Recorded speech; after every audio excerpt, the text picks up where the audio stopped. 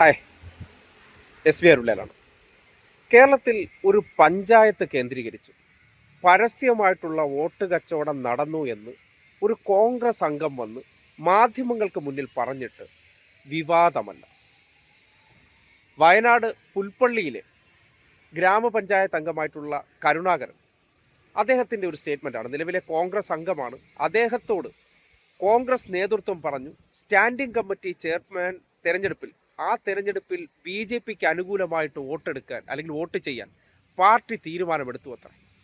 അങ്ങനെ ഒരു വിവരത്തിൻ്റെ അടിസ്ഥാനത്തിൽ വോട്ട് ചെയ്ത് കൂട്ടുകച്ചവടം നടത്തിയതിൻ്റെ വിവരത്തെക്കുറിച്ച് ഒരു കോൺഗ്രസ് അംഗം പറഞ്ഞിട്ട് കേരളത്തിൽ വാർത്തയല്ലെങ്കിൽ നമ്മുടെ നാട്ടിൽ നടക്കുന്ന മാധ്യമ കോൺഗ്രസ് BJP സുഡാപ്പി ലീഗ് കൂട്ടുകച്ചവടത്തെക്കുറിച്ച് ഈ നാട് ഞെട്ടലോടെ മനസ്സിലാക്കാനും ഇടതുപക്ഷത്തിൻ്റെ പ്രവർത്തകർ കൂടുതൽ ജാഗ്രതയോടുകൂടി പ്രവർത്തിക്കേണ്ട സന്ദർഭമാണെന്ന് പറയേണ്ടി വരികയാണ്.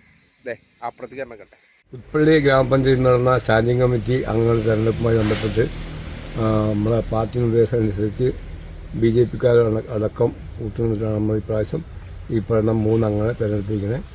അത് രാവിലെ തന്നെ പാർലമെൻറ്റ് പാർട്ടി ഉണ്ടായിരുന്നു. പാർലമെൻറ്റ് പാർട്ടി ഓർത്ത് വെച്ച് നമ്മുടെ ആൾക്കാർ, മണ്ഡലം പ്രസിഡന്റ് അടക്കമുള്ള ആൾക്കാർ അങ്ങനെ BJP ആയിട്ട് അലയൻസ് ഉണ്ടെന്നും അതുകൊണ്ട് നമ്മൾ വോട്ട് ചെയ്യണമെന്ന് പറയുക അനുസരിച്ചാണ് നമ്മൾ വോട്ട് ചെയ്തിരിക്കുന്നത്. ഏതൊക്കെ സ്റ്റാൻഡിംഗ് കമ്മിറ്റി തെരഞ്ഞെടുപ്പ് ഇന്ന് നമ്മൾ സ്റ്റാൻഡിംഗ് കമ്മിറ്റി, വികസനകാര്യ സ്റ്റാൻഡിംഗ് കമ്മിറ്റി, അതുപോലെ ആരോഗ്യ വിദ്യാഭ്യാസ സ്റ്റാൻഡിംഗ് കമ്മിറ്റി, ക്ഷേമകാര്യ സ്റ്റാൻഡിംഗ് കമ്മിറ്റി.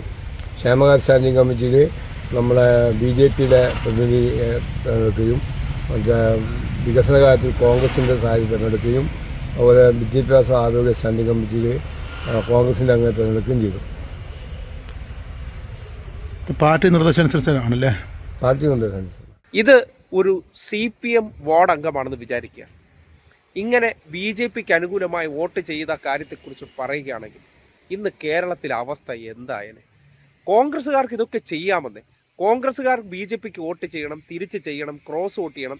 നിങ്ങൾ ഇതൊക്കെ ചെയ്തുകൊണ്ട് ഈ മാധ്യമ സ്ഥാപനങ്ങൾക്കകത്ത് ഇതേ മനോഭാവക്കാരെ കുത്തി നിറച്ചുകൊണ്ട് ഇവരുടെ കാര്യങ്ങളെല്ലാം കാത്തു സൂക്ഷിക്കുകയും, എന്നാൽ നേരെ മറിച്ചാണെങ്കിൽ അതിനെ വാർത്താ വിസ്ഫോടനമാക്കുന്ന ഒരു രീതി നമ്മൾ ഇന്നത്തെ കാലഘട്ടത്തിൽ മാധ്യമങ്ങളെ അല്ലെങ്കിൽ മുഖ്യധാര മാധ്യമങ്ങളെ കണ്ണടച്ച് വിശ്വസിക്കുന്നവർ തിരിച്ചറിയേണ്ട ഒരു യാഥാർത്ഥ്യമാണ്.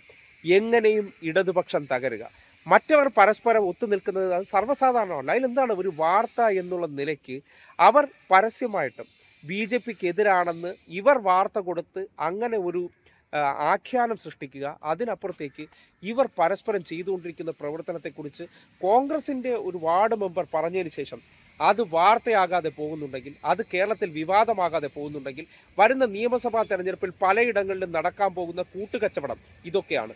അധികാരം കിട്ടിയ പഞ്ചായത്തിൽ സ്റ്റാൻഡിംഗ് കമ്മിറ്റിയിൽ BJPക്ക് വേണ്ടി വോട്ട് ചെയ്യുമെന്ന് പറഞ്ഞത് ഒരു വാർത്ത പോലും അല്ലാതായി മാറുന്നത് എന്തുകൊണ്ടെന്ന് വളരെ ഞെട്ടലോടുകൂടി ആലോചിക്കുകയാണ്. അവിടെയാണ് നിങ്ങൾ മനസ്സിലാക്കേണ്ടത്. കേരളത്തിലെ മാധ്യമ സ്ഥാപനങ്ങൾക്കകത്തെല്ലാം നിയമിച്ചിരിക്കുന്നത് കോൺഗ്രസ് BJP ഏജന്റുമാരെയാണ്. വാർത്താ അവതാരകർ അല്ലെങ്കിൽ വാർത്താ റിപ്പോർട്ടർമാരെന്നുള്ള നിലയ്ക്ക് ചിലർക്കെങ്കിലും ഒഴിച്ചു നിർത്തിയാൽ അവരുടെ ശബ്ദം ചെറുതായി പോവുകയും, അതിനപ്പുറത്തേക്ക് സർവരും ആഗ്രഹിച്ചുകൊണ്ടിരിക്കുന്നത് ഒരു കൂട്ടുകച്ചവടത്തിന് വേണ്ടിയാണ്. അതിനു വേണ്ടിയിട്ടുള്ള ഏജന്റ് പണി മാത്രമാണ് കേരളത്തിലെ മാധ്യമ പ്രവർത്തനം എന്നതിൻ്റെ തെളിവാണ് പുൽപ്പള്ളിയിൽ നടന്ന ഈ കൂട്ടുകച്ചവടത്തെക്കുറിച്ചൊരു കോൺഗ്രസ് അംഗം ഇങ്ങനെ പരസ്യമായിട്ട് അദ്ദേഹത്തിന് മാധ്യമങ്ങൾക്ക് പ്രതികരിക്കാൻ അല്ലെങ്കിൽ അദ്ദേഹത്തിൻ്റെ പ്രതികരണം അവർ വാങ്ങാൻ തയ്യാറല്ലാത്തത് കൊണ്ട്, അത് റിപ്പോർട്ട് ചെയ്യാൻ തയ്യാറല്ലാത്തത് കൊണ്ട് ഒരു പ്രാദേശിക ചാനലിന് കൊടുത്ത പ്രതികരണം കാണുമ്പോൾ കേരളം ഞെട്ടിത്തരിക്കേണ്ടതുണ്ട്. തിരുവനന്തപുരം കോർപ്പറേഷനിലും എങ്ങനെയാണ് ക്രോസ് വോട്ടിംഗ് നടന്നതെന്നും, എങ്ങനെ കോൺഗ്രസിന് ഒരു 19 സീറ്റ് ഉണ്ടാക്കി കൊടുത്തിട്ട് BJP അധികാരത്തിൽ വന്ന അത് എങ്ങനെയാണെന്ന് നിങ്ങൾക്ക് ഇനിയെങ്കിലും ചിന്തിക്കാവുന്ന ഒരു ഉദാഹരണമായിട്ടാണ് ഈ പുൽപ്പള്ളിയിലെ ഈ കൂട്ടുകച്ചവടത്തെ തുറന്നു കാട്ടിക്കൊണ്ട് പറയേണ്ടി വരുന്നത്.